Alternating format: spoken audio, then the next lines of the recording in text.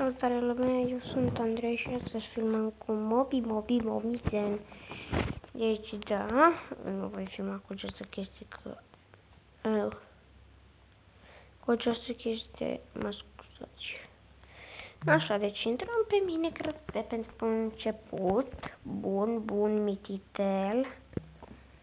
Avem aici, am creat forme special pentru voi, am început puțin casa. Sper că nu vă spărați. Nu aceasta este al meu, mă scuzați. Eu vă voi face o cosă mare pentru YouTube. YouTube-ul, nu știu, cu ador. Deci da, avem aici survival quantity. Vedem ceva gen parte din casă. Nu este noapte, așa am puțin lag. Vedeți?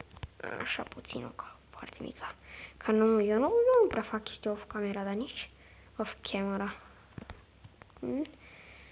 Că nu-mi place, că voi nu știți unele lucruri. Dacă e ceva greu de făcut, atunci poate pun pauză, dar eu filmez cu Mobi Zen și îmi cer foarte multe scuze că nu pot filma mai mult de 5 minute. Deoarece că eu n-am nici memorie, n-am nici timp și da. Eu nici să stai prea mult cu telefonul, deci 16 lemn nu voi strânge cu mâna, adică un stack.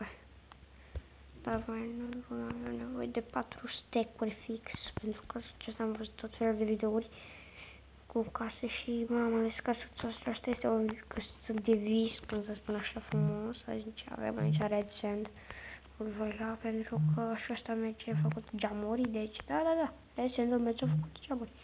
Da, tot da, ciudat că zici pus la prăjit se face geamuri, așa că glas, sticlă. Deci bun.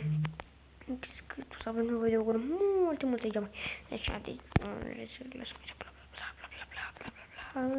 sunt fericit și mă joc, sunt bucuros. Nu-l iau.